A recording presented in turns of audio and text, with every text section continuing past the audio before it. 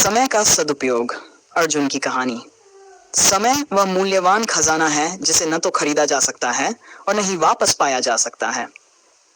जो व्यक्ति समय का सदुपयोग करना सीख लेता है वह जीवन में महान ऊंचाइयों को छू सकता है। चलिए इसे अर्जुन की कहानी के माध्यम से गहराई से समझते हैं। एक समय की बात है, एक छोटे से गांव में अर्जुन नाम का एक युवक रहता था। वह बहुत मेहनती था, लेकिन उसकी सबसे बड़ी कमजोरी थी समय की बर्बादी। वह अक्सर कामों को कल पर टाल देता और सोचता कि उसके पास बहुत समय है। अर्जुन के पिता रामलाल एक अनुभवी किसान थे। वे हमेशा अर्जुन को समझाते थे कि समय का महत्व समझो और अपने काम समय पर पूरा करो। लेकिन अर्जुन हंसते हुए कहता, अभी तो मैं जवान हूं, काम तो हमेशा होता रहेगा, थोड़ा आराम भी जरूरी है। अर्जुन को दोस्तों के साथ समय बिताना, बिना मतलब की बातों में समय गंवाना और मोबाइल पर गेम खेलना ज्यादा पसंद था। एक दिन अर्जुन के पिता ने उसे खेत पर काम करने के लिए कहा। रामलाल ने अर्जुन को सुबह जल्दी बुलाया ताकि वे खेत की बुवाई समय पर कर सकें। मगर अर्जुन देर तक सोता रहा और जब वह खेत पहुंचा तो सूरज सिर पर चढ़ चुका था। पिता ने कहा, अर्जुन धूप बहुत तेज है, अगर हम सुबह जल्दी आते तो ये काम आराम से हो जाता। अर्जुन ने हंसते हुए कहा, कोई बात नहीं पिताजी, कल जल्दी आ जाएंगे। दूसरे दिन भी अर्जुन देर से पहुंचा और धीरे धीरे फसल की बुवाई में देरी होती गई। कुछ ही दिनों बाद तेज बारिश आ गई और खेतों में पानी भर गया। पिता ने अर्जुन से कहा, अगर तुमने समय पर काम किया होता तो आज ये नुकसान न होता।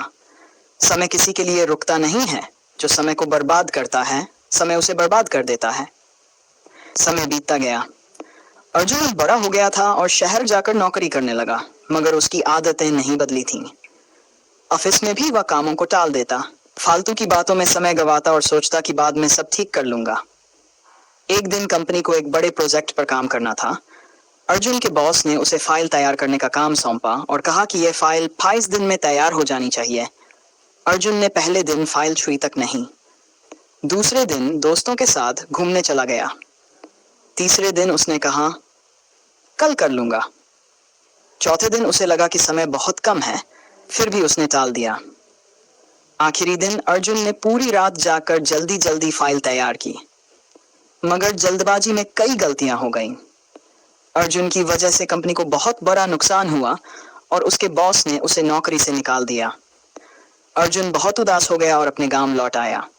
उसके पिता ने देखा कि अर्जुन बहुत परेशान है।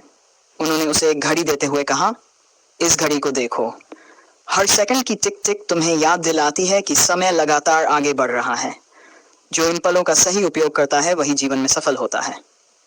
अर्जुन ने समझ लिया कि उसकी असफलताओं का कारण उसकी लापरवाही और समय की बर्बादी थी। अब अर्जुन ने ठान लिया कि वह समय का सदुपयोग करेगा।